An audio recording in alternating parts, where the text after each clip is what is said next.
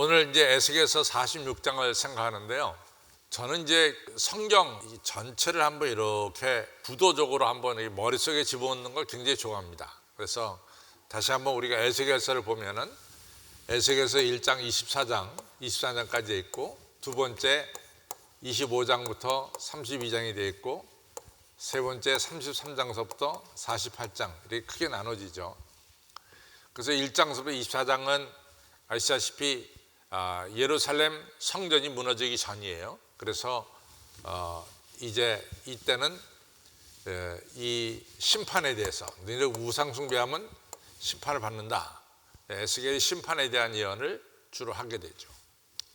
또 25장 32장은 주변 나라들에 대한 이제 예언자의 말씀입니다. 특별히 두로와 애굽에 대한 말씀이 되겠죠. 그 다음에 33장 48장은 우리가 이제 참고로 해야 되는 것이 33장 21절에서 에스겔이 예루살렘 성전이 무너졌다는 소식을 듣게 돼요. 그렇죠? 예루살렘 성전이. 그 다음부터 에스겔의 예언은 심판에서 뭐로 바뀌냐면 회복으로 바뀝니다. 회복. 그래서 예루살렘 성전이 무너지고 이스라엘 백성들이 절대적 절망에 빠졌죠. 그래서 절대적 절망에 빠진 사람들에게 회복의 말씀을 전하죠. 그래서 33장부터 39장이 이 회복에 대한 말씀이 전파되는데, 그 중에서 제가 에스겔서 하면 우리가 마른 뼈들이 살아나는 것이 굉장히 중요하다. 그렇죠? 그게 회복의 클라이막스죠. 죽은 뼈가 살아나는 것이. 그것이 바로 에스겔서 37장 1절로부터 14절에 나온다, 이런 말씀을 했어요. 그 다음에 우리가 40장부터 48장은 우리가 예루살렘 이같이 새 성전이 건립되는 거예요. 새 성전. 그래서 주전 587년에 예루살렘 성전이 무너졌습니다. 그러다가 주전 515년에 우리가 성전이 다시 세워지죠. 제2의 성전이. 그래서 제가 이제 그런 이야기를 했어요. 도대체 바벨론 포로 70년 하는데, 도대체 바벨론 포로 70이라는 단어가 어디서 나오느냐. 그렇죠? 그래서 이제 여러 가지 이제 이야기가 있지만은 그 중에서 가장 우리들에게 설득력 있게, 여러분과 저에게 설득력 있게 들어오는 말씀이 바로 이겁니다. 72가 되죠. 그렇죠? 그래서 성전이 무너져서 다시 성전이 세워질 때까지의 횟수가 587 빼기 515 하면은 72년이 되는 거죠. 그래서 바벨론 포로 70년이라는 얘기는 성전이 무너졌다가 세워진 이 횟수를 가리킨다, 이렇게 말씀하는 구약학자들이 상당히 많습니다. 근데 이제 실질적으로 또 그 외에도 이제 아시다시피 주전 605년에 이 다니엘이 1차적으로 바벨론으로 포로로 끌려가죠. 다니엘이. 그렇죠? 605년에 이 바벨론이 이스라엘 지배합니다. 그 다음에 BC 598년에 우리가 한 대로 이제 이 에스겔과 여호와긴 왕이 끌려가요. 그 다음에 587년에 예루살렘 성전이 무너지죠. 그렇죠? 그 다음에 이제 돌아오는 게 고레스 왕 때 돌아온 게 539년이에요. 그러면은 605 빼기 539 하면은 이것도 얼추 이제 66년 이렇게 되잖아요.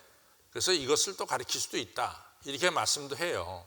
근데 어느 게 정설이냐 그건 모르겠어요. 그렇지만 성경에서는 바벨론 포로 70년을 얘기합니다. 그래서 대개 성전이 무너졌다가 다시 성전이 세워지는 횟수가 72년이니까 이것을 가리킨다, 이렇게 이제 말씀을 하는 거죠.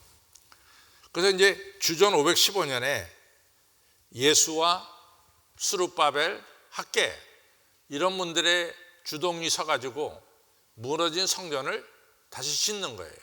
그래서 이제 이 새 성전에 대한 이야기가 나오죠.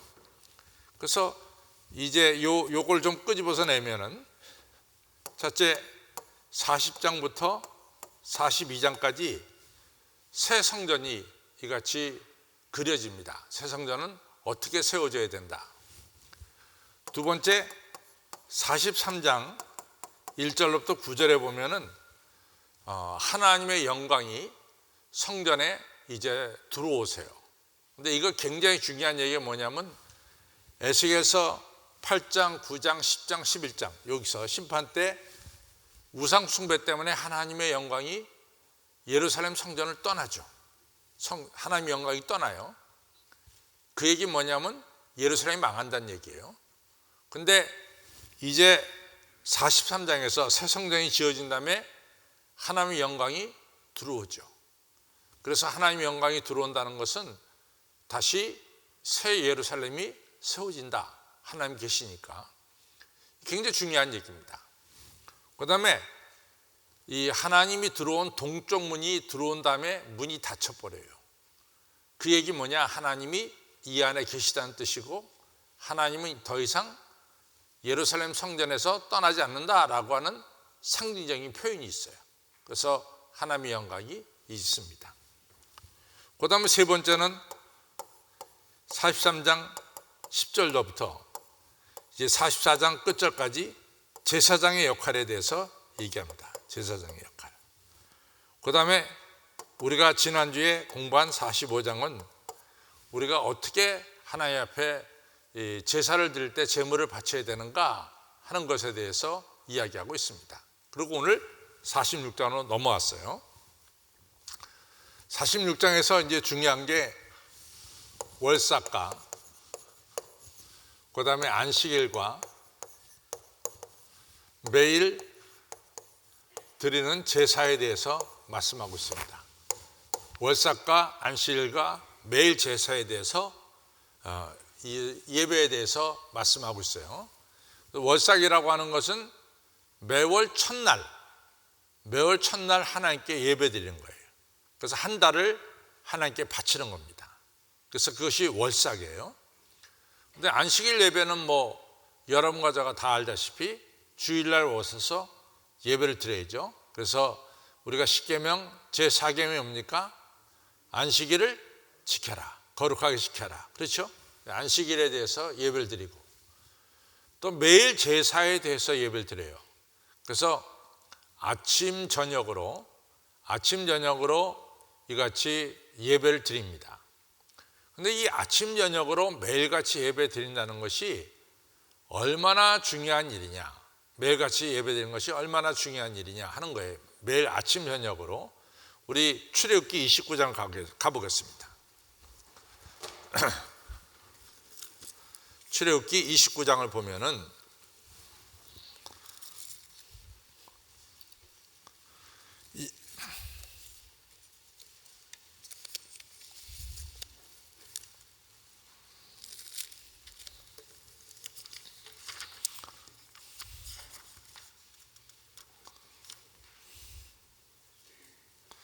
우리 40절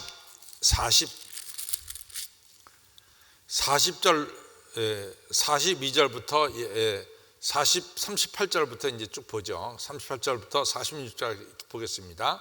내가 내 단위에 드릴 것은 이러하니라. 매일 1년 된 어린 양 2마리니 한 어린 양은 아침에 드리고 한 어린 양은 저녁에 드릴지며 한 어린 양은 고운 밀가루 에바 10분의 1과 찌은 기름 흰 4분의 1을 더하고 또 전제로 포도주에 흰의 4분의 1을 더할지며 한 어린 양은 저녁 때 드리되 아침과 일반으로 소제와 전제를 그것과 함께 드려 향기로운 냄새가 되게 하여 여호와께 화제를 삼을지니라. 이는 너희가 대대로 여호와 앞 회막문에서 늘 드릴 번제라. 내가 거기서 너희와 만나고 내게 말하리라. 내가 거기서 이스라엘 자손을 만나리니 내 영광을 인하여 회막이 거룩하게 될지라. 내가 그 회막과 단을 거룩하게 하며 아론과 그 아들들도 거룩하게 하여 내게 제사장 직분을 행하게 하며 내가 이스라엘 자손 중에 거하여 그들의 하나님이 되리니 그들은 내가 그들의 하나님 여호와로서 그들 중에 거하고 그들을 애굽 땅에서 인도하여 낸 줄을 알리라.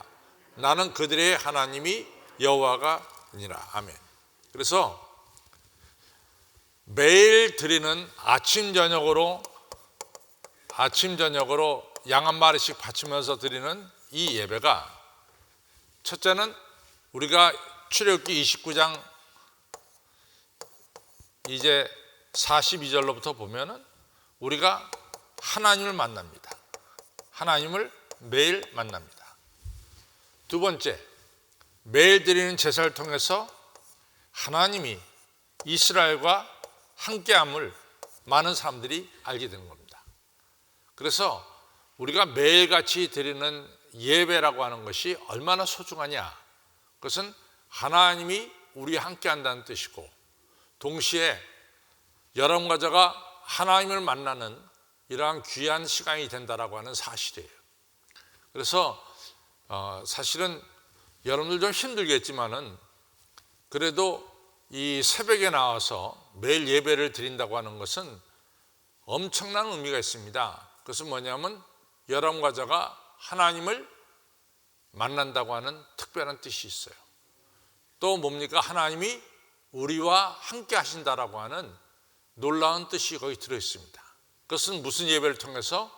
매일 드리는 예배를 통해서, 아침 저녁의 예배를 통해서 드리는 거예요. 그 다음에 오늘 우리가 이제 에스겔서 46장을 생각하면서 또 한 가지 생각하는 것은 뭐냐면 우리가 45장에서부터 쭉 보면은 하나님께서 왕에게도 땅을 많이 주죠. 그래서 땅을 많이 주면서 이 땅을 이제 너희들이 갖고 다시는 백성들의 땅을 강제로 또 불법으로 백성들의 땅을 빼앗지 말아라 라고 하는 중요한 것을 가르쳐줘요. 또 제사장들에게도 땅을 주면서 이같이 이 처음 587년에 처음 성전을 지을 때, 처음 성전은 957년에서부터 7년을 거쳐져서 950년에 세워지죠. 그래서 1차 성전이 세워질 때는 제사장들에게 땅을 주지 않았어요. 그런데 이제 2차 성전을 지을 때는 제사장들에게 땅을 줍니다. 그래서 그 땅을 가지고 바로 살아가도록 하는 거죠. 근데 왕한테도 분명하게 땅을 줘요. 그러면서 백성들에게 강압적으로 백성들의 땅을 빼앗지 말아라 라고 하는 이 중요한 사실을 가르쳐 주죠. 그래서 이제 왕이 자기 땅을 갖다가 자기 아들에게 유산으로 주는 것은 오케이. 근데 왕이 예를 들어서 보기에 우리 이희정 장로님이 굉장히 좋다. 그래서 내가 내 땅에 1000평을 갖다가 이희정 장로님한테 주겠다. 그래서 줬단 말이죠. 그러면 이희정 장로님이 6년 동안만 그 땅을 가지고 있어야 돼. 7년째는 그 땅을 다시 왕에게 돌려줘야 돼요. 그래서 왕이 가지고 있는 땅이 계속해서 유지될 수 있도록 오늘 말씀하고 있습니다. 근데 여기는 왕도 하나님께로부터 받은 땅을 가지고 살아야 된다라고 하는 중요한 메시지가 여기 들어있어요. 그 다음에 오늘 우리가 에스겔서 46장을 공부하면서 중요한 것은 왕이 예배 드리는 데 있어서 아주 선도적인 역할, 적극적인 역할을 왕이 해야 된다. 이 얘기는 뭐냐? 왕도 역시 하나님의 지배에 있고 하나님을 경외해야 된다고 하는 중요한 의미가 그 안에 들어있습니다. 그래서 제가 이제 대강의 이야기를 다 46장에 나오는 대강의 이야기를 다 했어요. 이제는 읽어가면서 우리가 한번 살펴보겠습니다.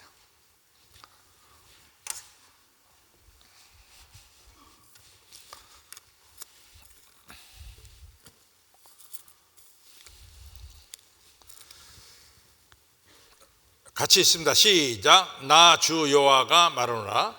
안뜰 동양한 문에 일하는 6일 동안에 닷대 안식일에는 열며 월삭에도 열고, 월삭은 아까 뭐라 했죠? 매달 첫날 드린 예배가 월삭이라고 그랬어요. 그래서 믿음이 좋은 사람들은, 이게 하나 하죠. 믿음이 좋은 사람들은 그 월삭 예배를 드려요. 그래서 매월 첫날 자기가 경영하는 회사에다가 직원을 데려다 놓고 첫날 예배를 드리는, 월삭 예배를 드리는 경우가 있어요. 많지는 않지만 있어요. 그러면 이제 그분이 이제 저한테 찾아와서, 목사님, 저 회사를 경영하는데 월삭 예배를 드리고 싶은데 목사님 오셔서 꼭 좀 말씀 좀 전해 주십시오. 우리가 축복도 받고 하나님께 영광도 돌리고 싶습니다. 그래서 이제 가잖아요. 가면은 그 월삭 예배를 좋아하는 직원도 있지만은 정말로 사장이 나오라 그러니까 어쩔 수 없이 말이죠. 어쩔 수 없이 정말 끌려 나온 사람들이 꽤 있어요. 그러면 이제 제가 예배를 이렇게 드리다 보면은 너무 억지로 드리는 게 눈에 보이니까 저도 힘들어요. 저도. 사장님은 좋아하는데 그냥 저도 힘들어요. 그래서 제가 그랬어요. 다음부터 월삭 예배를 드릴 때는 제가 한 가지 꼭 조건을 걸겠습니다. 그날 예배에 참석하면은 예를 들어서 음식을, 아침 식사를 그렇듯하게 아주 잘 대접한다던가, 아니 뭔가를 좀 드리세요. 그래서 직원들이 정말로 억지로 끌려 나와서 예배 드리는 것처럼, 그 예배 드리는 것은 사장님은 좋을지 모르지만은 그 조금 아닌 것 같다. 그래서 이제 제가 꼭 그런 얘기를 합니다. 그래서 하여튼 이 월삭 예배를 드리는 성도님들이 있어요. 그 회사 같이 직원들하고. 만약에 여러분들 회사 하시는 분이 회사원들과 함께 예배 드리고 싶을 때는 그냥 억지로 끌어오지 마시고, 뭔가 이 예배를 드리면은 그 예배에 대한 하나님이 주시겠지만, 그렇지만 여러분들도 그 직원들에게 어떤 좋은 것을 좀 주세요. 그래서 아이고, 내가 옛날에 우리 어렸을 때 교회는 믿지 않았지만 교회 가면은 연필과 공책을 받듯이 이런 어떤 그런 것도 굉장히 중요하다고 생각합니다. 여러분들 전혀 월삭 예배를 드리지 않으니까 오케이. 그 다음에 넘어갑시다. 그 다음에 왕은 바깥문 현관을 통하여 들어와서 문 벽에 서고 제사장 그를 위하여 번제와 감사제를 드릴 것이며, 왕은 문통에서 경배한 후에 밖으로 나가고 그 문을 저녁까지 닫지 말 것이며, 이 땅 백성도 안식일과 월삭에 이 문을 통하여 나 여호와 앞에 경배할 것이며, 안식일에 왕이 여호와께 드릴 번제는 흠없는 어린 양 6마리와 흠없는 수양 하나라. 그 소재는 수양 하나에 밀가루 한 에바요. 그 다음에 모든 양에는 그 힘대로 할 것이며, 밀가루 한 에바에는 기름 한 흰씩이니라. 여기서 보면은 짐승 제사, 화제와 함께, 그 다음에 밀가루, 소제와 함께, 기름, 전제가 세 가지가 함께 드려지죠. 그렇죠? 그래서 이 짐승을 드리는 제사는 우리가 화제라고 그러죠. 화제 중에서 우리가 이같이 두 가지 제사가 있다 그랬어요. 이 번제가 있고 희생제가 있다 그랬어요. 그래서 번제는 완전히 태워버리는 것이고, 희생제사는 이제 내장과 피만 바치고 거기 육고기는 3분의 1, 3분의 1씩 나눠 간다 그랬어요. 그 다음에 곡식으로 드리는 제사를 갖다가 뭐라고 그랬죠? 소제라 그랬죠. 그 다음에 기름과 포도주로 드리는 제사를 뭐라 그랬죠? 예? 뭐라고?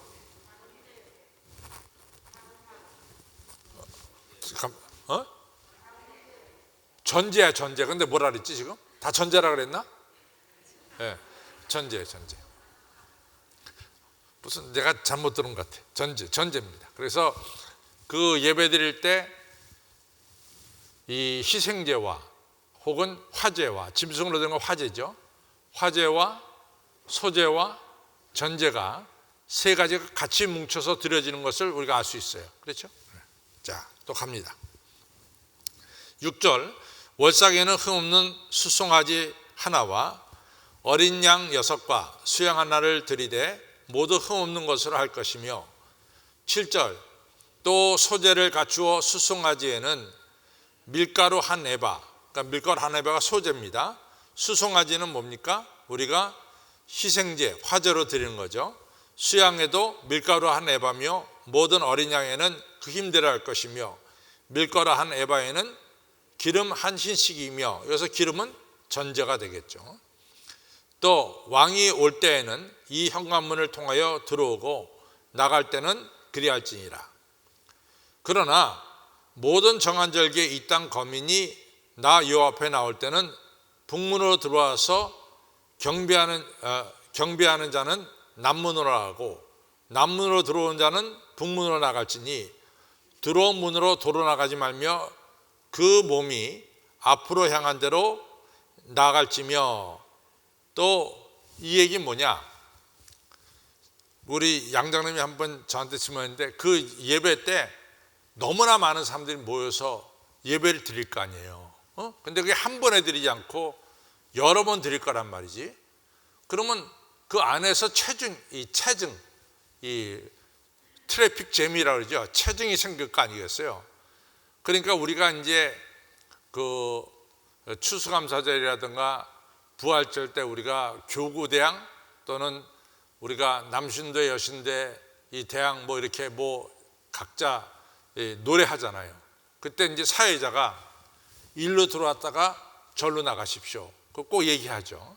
왜냐하면 일로 들어갔다가 일로 나가면 들어오는 사람들하고 부닥칠 거 아니에요. 그러니까 들어왔다가 나가고, 이렇게 또 다음 사람이 들어왔다 나가고. 이건 뭐냐면 서로 복잡하지 않게, 소위 말해서 교통체증이 일어나지 않도록 아주 부드럽게 나갈 수 있도록 이걸 가르친 거예요. 이쪽 문으로 들어왔다는 어디로 나가? 저쪽으로. 그렇죠? 또 저쪽 문으로 들어왔다가는 어디로 나가? 이쪽으로 나가고. 그래서 서로 부닥치지 않게끔 하기 위해서 이 얘기를 하는 거예요. 뭐 특별한 뜻은 없습니다. 거기에 이 예배가 원활하게 이루어질 수 있도록 질서 있는 예배가 되게 하기 위해서 말씀한 겁니다. 자,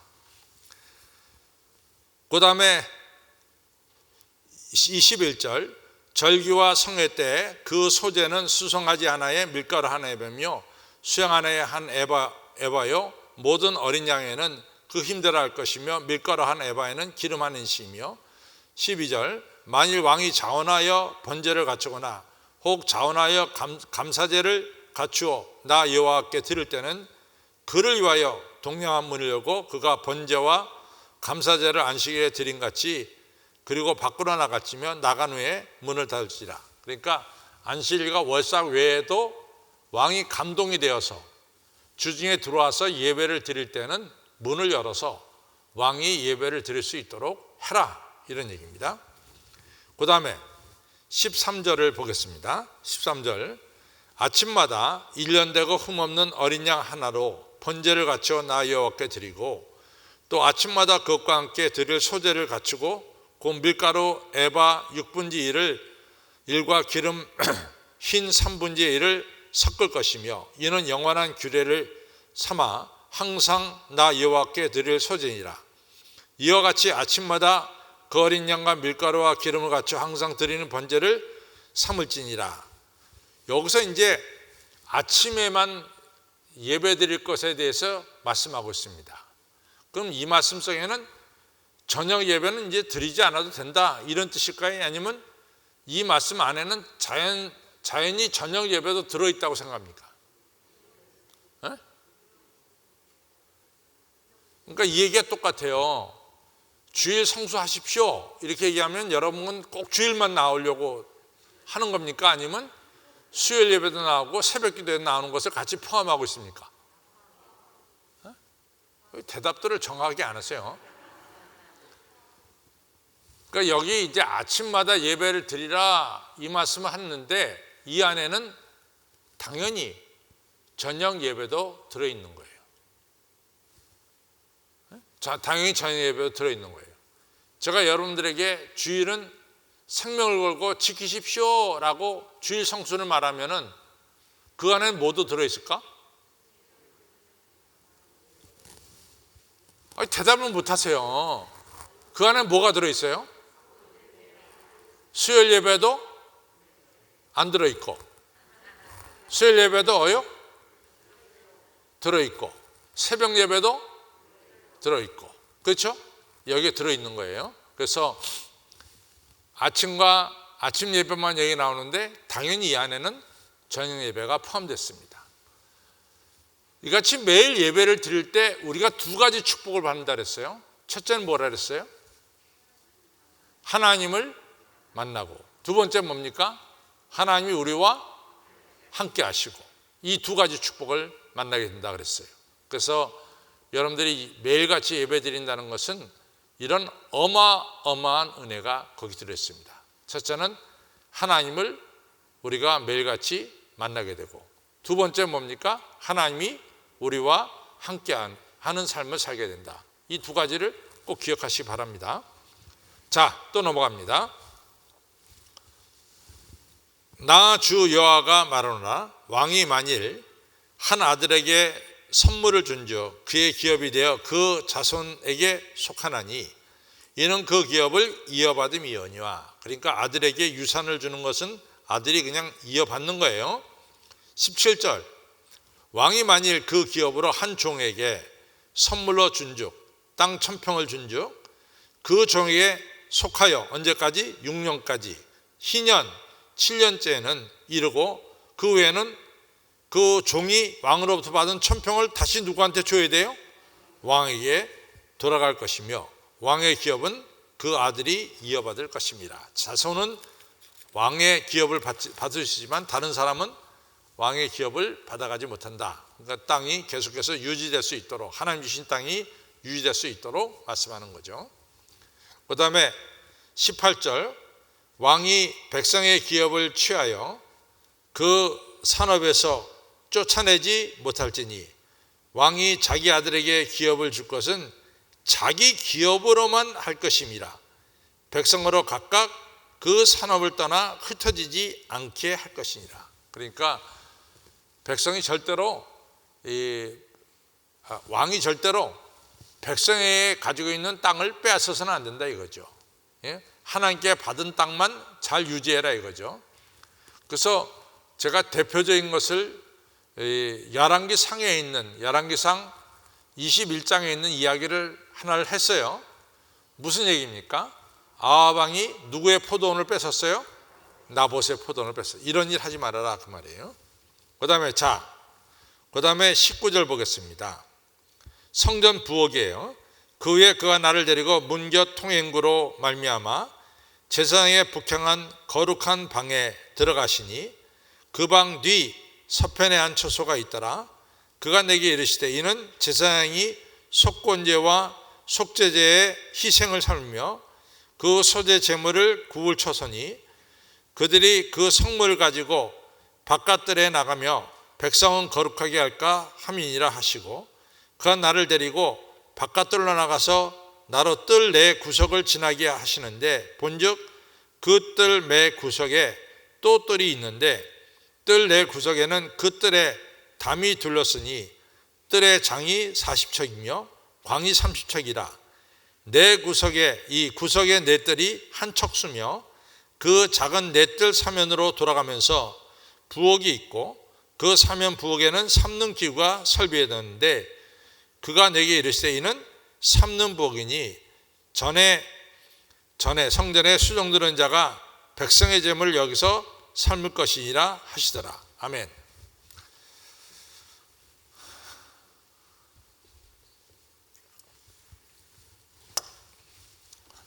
이거예요. 그래서 이 성전에 보면 이 구석구석마다 이 제사장 이 제물 드릴 때 쓰는 이런 이 마당이 있습니다. 그래서 이 구석구석마다 이 성전 여기도 있고 여기도 있고 그렇잖아요. 여기 AA가 있잖아요. 여기서 바로 이 제물을 갖다가 이처럼 삶고 그 다음에 제물을 갖다가 하나님께 바칠 제물을 삶는 거예요. 그런데 이 제물을 삶는 곳에 담을 갖다 쌓았어요. 이 담을. 그렇죠? 바깥담을. 왜 쌓았냐? 이같이 성전에 바치는 제물은 거룩하게 삶아져야 된다. 이것은 세상에 속한 것이 들어오면 안 된다. 그래서 담을 쌓아가지고 성전에서 드리는 이 제물이 거룩하게 삶아지고 또 거룩하게 태워져서 하나님께 바쳐질 수 있도록 바깥담을 쌓았다. 그래서 성전의 것이 세속화되지 않도록 이같이 배려한 것을 우리가 알 수 있습니다. 자, 오늘은 이제 우리가 마치면서 우리가 기억해야 될 것은 뭐냐? 매월 첫날은 어떻게 될까? 월삭을 하나님 앞에 와서 드려야 되겠죠. 그래서 웬만하면은 이 새벽 기도에 매월 첫날 새벽 기도에는 웬만하면 나오셔서 예배를 드시기를 바랍니다.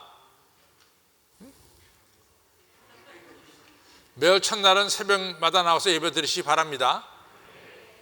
그래서 월삭을 바치시고 그 다음에 또 안식일 예배도 잘 드리시고 웬만하면 여러분들 가정에서 이 자녀를 데리고 매일같이 가정 예배를 드리세요.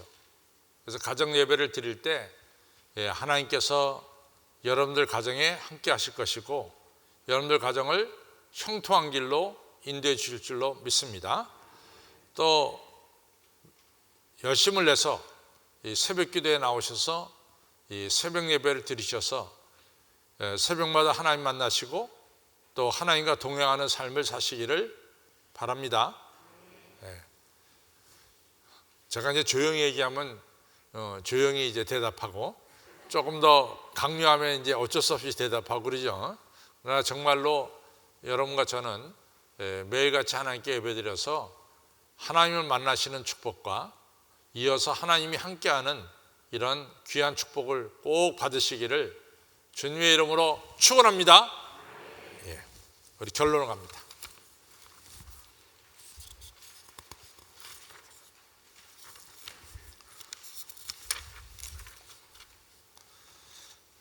같이 했습니다. 이스라엘 땅 중심에 하나님께 바쳐진 거룩한 땅이 있었고 거기에 성전이 있었습니다. 이 말은 이스라엘 중심이 성전이라는 것을 의미합니다. 또한 성전 지역은 거룩하게 그리고 정결하게 유지되어야 함을 말하고 있습니다. 그리고 통치자 왕은 성전 예배에 적극적으로 참여함을 말하고 있습니다. 성도 여러분, 우리의 삶의 중심이 성전이 되기를 바랍니다. 그리고 신령과 진정으로 성전 예배를 드리시기를 바랍니다. 하나님 백성인 우리가 아침 저녁으로 하나님께 예배를 드릴 때 하나님께서 영광을 받으십니다.